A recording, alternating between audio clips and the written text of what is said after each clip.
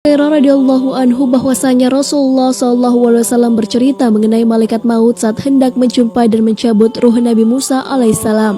Dalam kisah ini malaikat maut ditampar oleh Nabi Musa alaihissalam sehingga menyebabkan buta di kedua matanya. Seperti apakah kisahnya? Simak ulasannya di channel Islam Populer.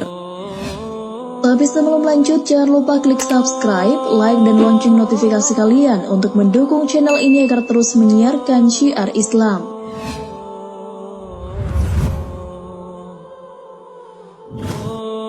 Al-Kisah, malaikat maut diutus Allah untuk mencabut nyawa Nabi Musa.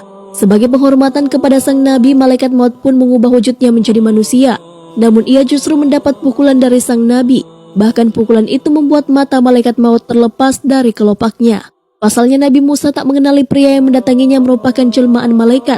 Beliau alaihissalam pun segera memukul pria tersebut ketika mendapatinya hendak mencabut nyawa. Sang Kalimullah tak tahu menahu bahwa ajalnya telah tiba dan malaikat mautlah yang mendatanginya. Sementara malaikat maut pun akhirnya kembali ke atas langit. Ia mengadu kepada Allah seraya berkata, "Ya Rabb, Engkau mengutusku kepada seorang hamba yang enggan untuk mati."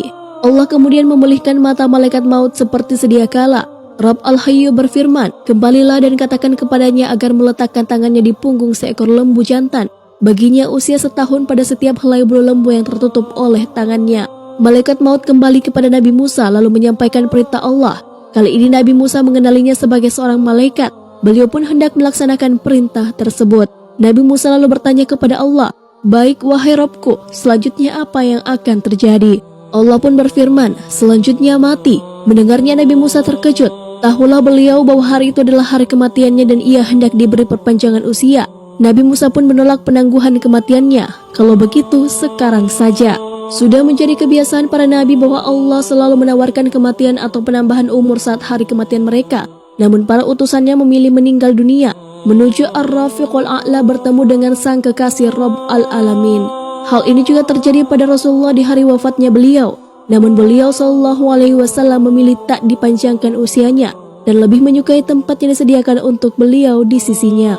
Begitupun Nabi Musa, beliau lebih memilih wafat daripada usia yang ditambah. Meskipun ia ditawari tambahan usia yang sangat panjang, bahkan puluhan tahun lamanya, beliau tetap memilih menuju ke sisinya dan meninggalkan dunia yang fana. Nabi Musa pun bersiap menghadapi sakratul maut. Namun sebelum malaikat maut mencabut nyawa Nabi Musa, sang Nabi memohon satu permintaan kepada Allah. Beliau ingin didekatkan dengan tanah suci yakni Baitul Maqdis di tanah Syam atau yang sekarang di tanah Al-Quds, Palestina. Allah pun memenuhi keinginan utusannya. Nabi Musa didekatkan ke Baitul Maqdis dengan jarak selemparan batu saja. Setelah itu malaikat maut pun mulai menjalankan tugasnya. Jasad Nabi Musa pula dikuburkan di sana, namun tak ada yang mengetahui lokasi pasti makam sang Nabi. Rasulullah pernah bersabda yang dikabarkan oleh Abu Hurairah. Beliau SAW bersabda, "Seandainya aku ada di sana yakni Al-Quds, akan aku perlihatkan makam Musa yang berada di pinggir jalan di bawah gundukan pasir merah." Hadis riwayat Al-Bukhari dan Muslim. Wallahu a'lam bishawab.